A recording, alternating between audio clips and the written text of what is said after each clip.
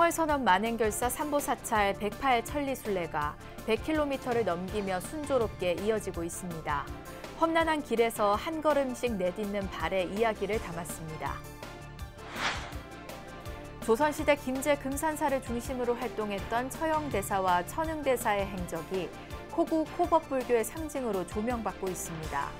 조계종 불교사회연구소가 마련한 학술대회를 취재했습니다.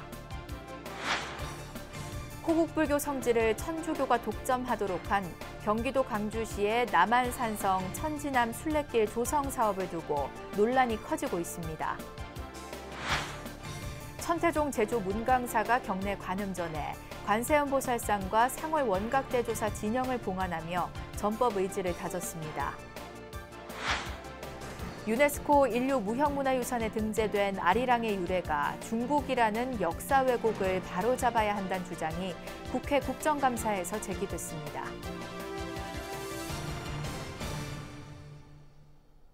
여러분 안녕하십니까? 10월 6일 수요일 BBS 뉴스입니다. 상월선언 만행결사 삼보사찰 108 천리순례단의 걷기 여정이 전남에서 전북으로 이어지며 어느덧 100km를 훌쩍 넘어섰습니다. 험준한 고갯길을 통과한 순례자들은 물집 잡힌 발에 전해지는 고통을 참으며 정진을 계속하고 있는데요. 순례길을 동행 취재하고 있는 박준상 기자가 내딛는 발의 이야기를 담았습니다. 별빛이 하늘을 장엄한 해발 1000m 노고단 고지에서 새벽 예불이 봉행됩니다. 순례의 일심 발언이 전법 중흥을 이루고 이웃과 사회의 아픔을 사르는 길로 나아가겠습니다. 행정구역상 남도에서 북도로 이어지는 지리산 자락길. 껄떡고개를 발길로 넘어선 순례단이 지금까지 걸어온 거리가 100km를 훌쩍 넘겼습니다. 올라오면서 그 잣소리 들어보니까 차도 이 소리를 많이 내면서 올라가는데 사람인들 얼마나 힘들겠습니까?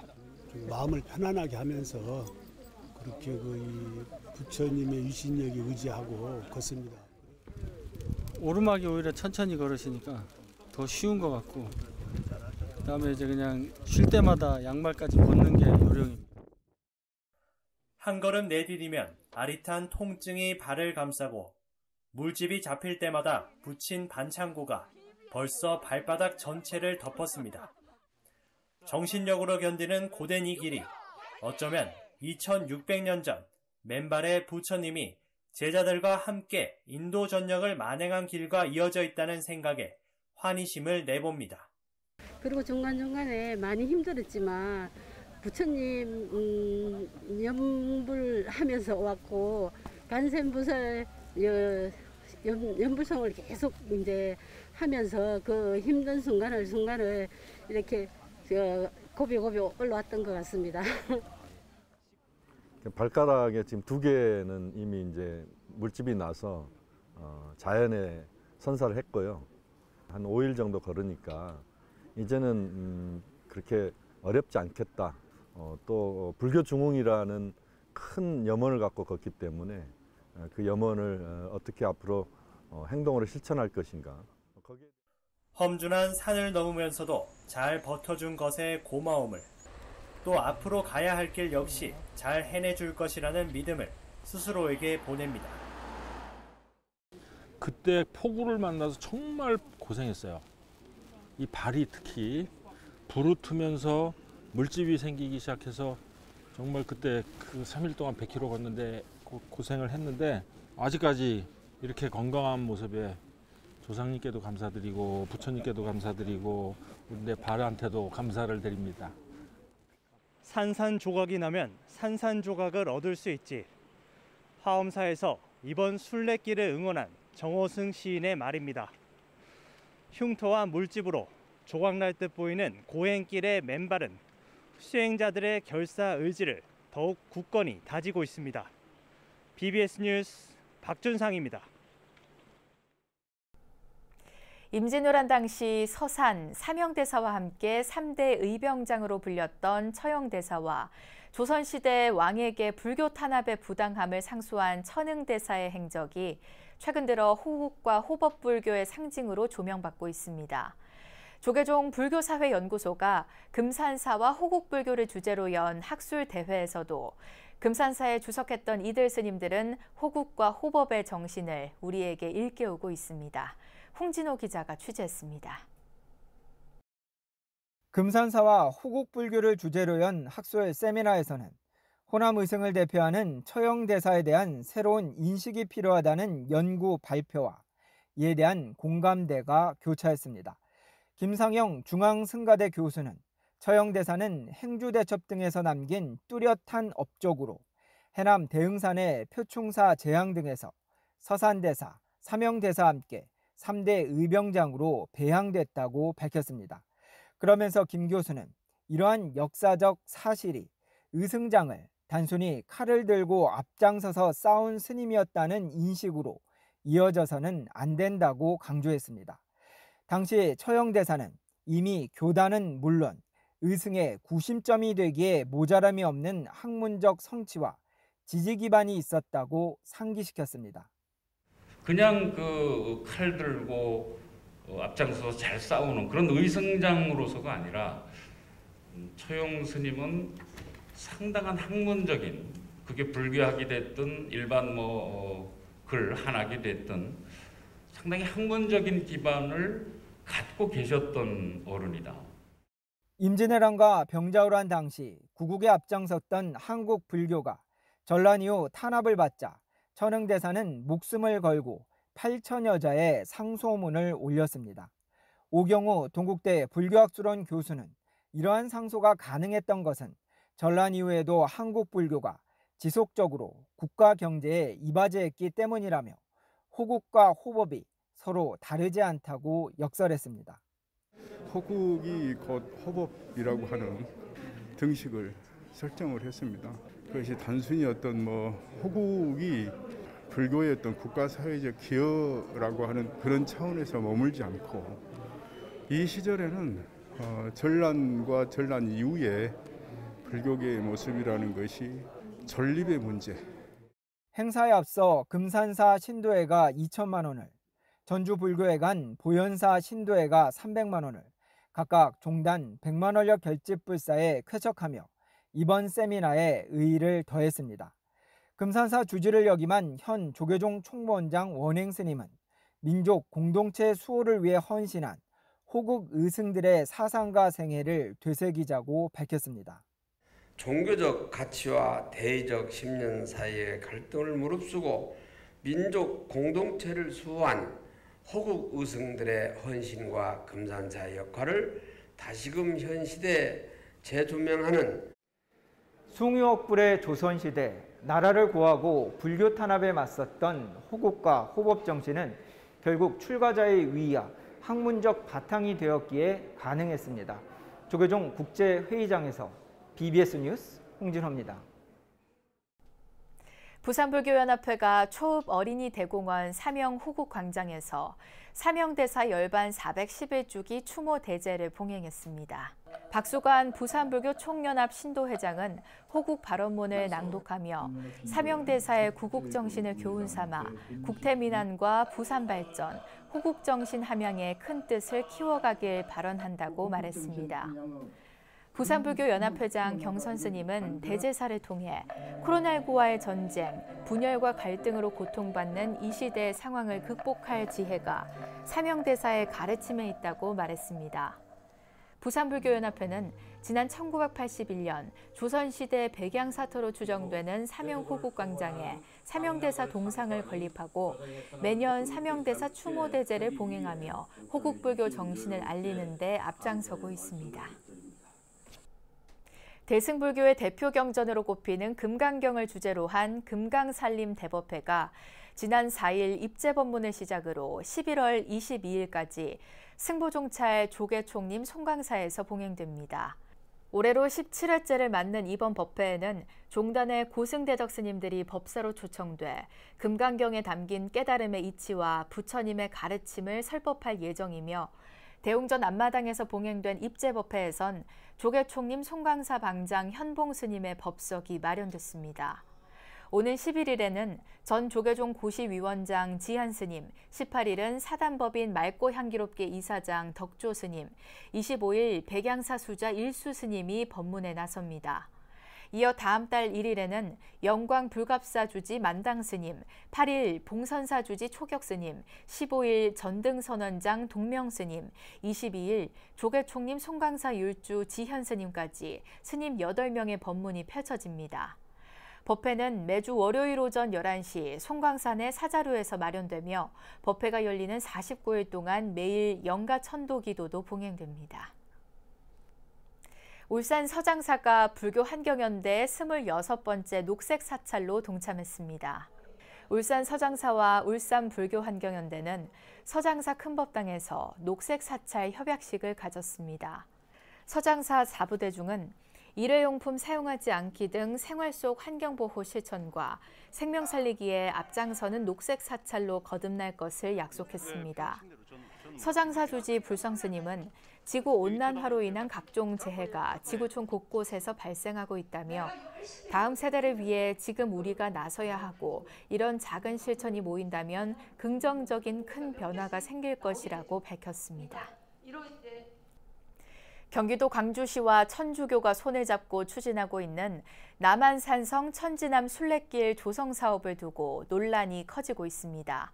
승병들이 활동했던 호국불교 성지를 특정 종교가 독점하도록 한 자치단체의 정책 사업이 역사를 왜곡하고 종교 갈등을 낳을 수 있다는 지적이 높습니다. 정영석 기자가 취재했습니다. 경기도 광주시가 추진하는 순례길 조성 사업이 시작부터 논란을 빚고 있습니다. 남한산성과 천지남, 두 성지를 잇는 천주교 순례길을 만들기로 한 건데 큰 반발에 부딪혔기 때문입니다. 호국불교 성지이기도 한 이곳이 특정 종교만이 독점할 수 없다는 날선 비판이 이어지고 있습니다. 천지남 그런 데나 아니면 소개를 보더라도 그런 불교적에서 이제 그런 내용 하나도 없이 천주교 얘기만, 이제 천주교 쪽 얘기만 담아서 그 길을 만들고 프로그램을 짜니까요. 역사 왜곡이라고 저희는 인식을 하고 성명서를 냈습니다. 남한산성은 병자호란 당시 스님들이 청나라와 맞서 직접 돌을 옮겨 축조한 호국불교의 구심점입니다. 스님들이 거주했던 천지남은 천주학을 공부하던 이들을 보호하려다 수많은 스님들이 처형을 당하고 폐사된 곳. 이 때문에 이번 사업은 우호적인 관계를 유지해온 불교와 천주교 사이 종교 간 갈등으로 비화할 수 있다는 지적이 나옵니다.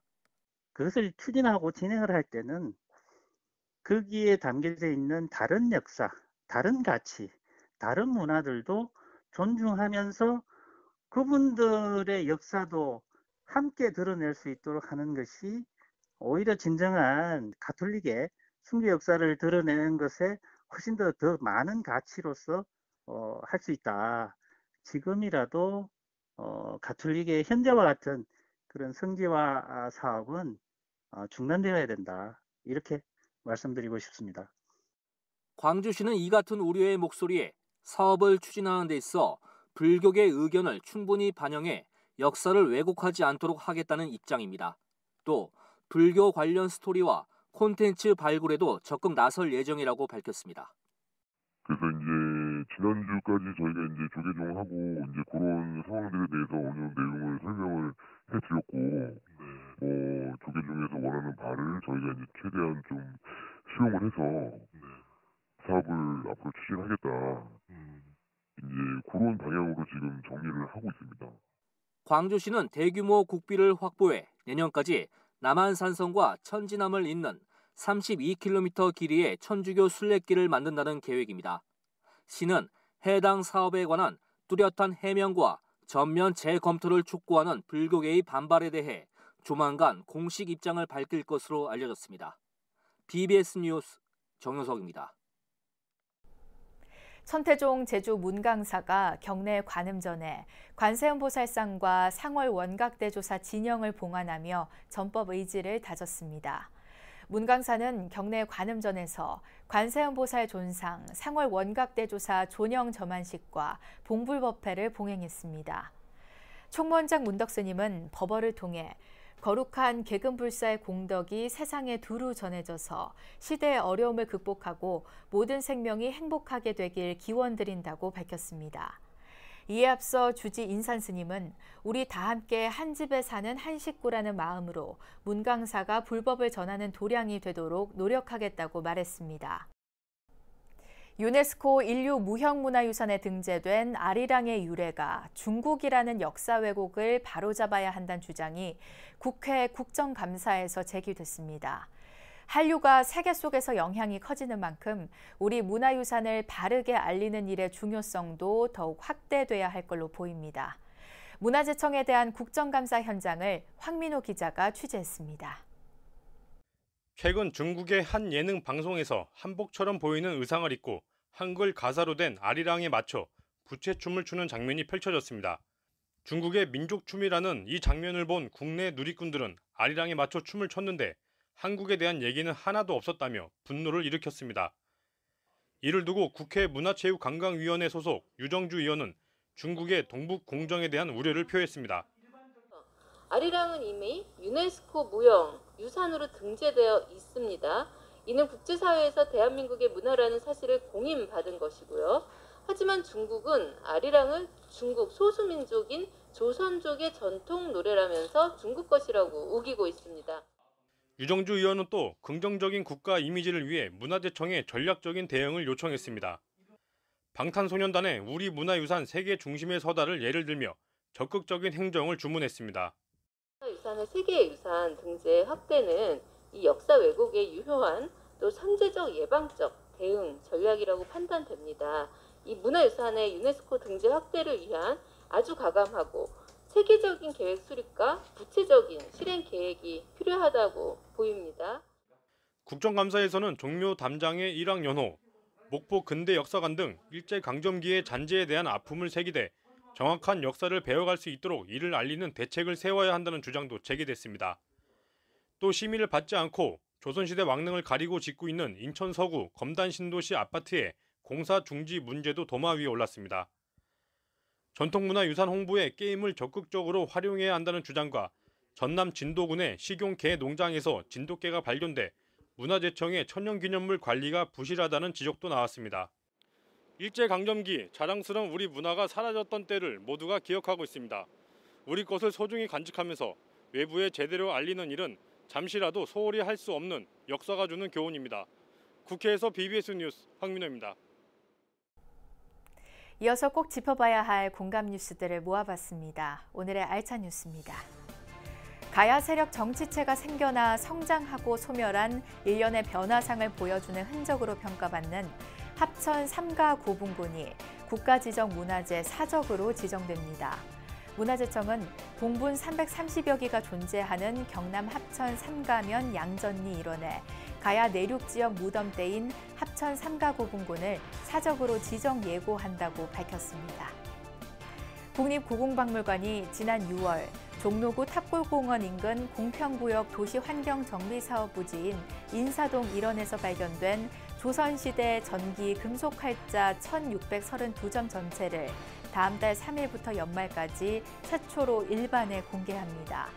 국립고궁박물관은 6월 29일 언론 공개회 후 국민의 폭발적 관심에 부응하기 위해 전시를 추진했다고 설명했습니다. 2021 전남 국제 수묵 비엔날레가 개막 한 달 만에 온오프라인 관람객 20만 명을 돌파했습니다. 전남 국제 수묵 비엔날레 사무국에 따르면 지난 4일까지 수묵 비엔날레 온오프라인 누적 관람객 수는 21만 737명으로 당초 관람객 목표 30만 명의 70%를 넘어섰습니다. 이상으로 10월 6일 수요일 BBS 뉴스를 마칩니다. 시청해주신 여러분 고맙습니다.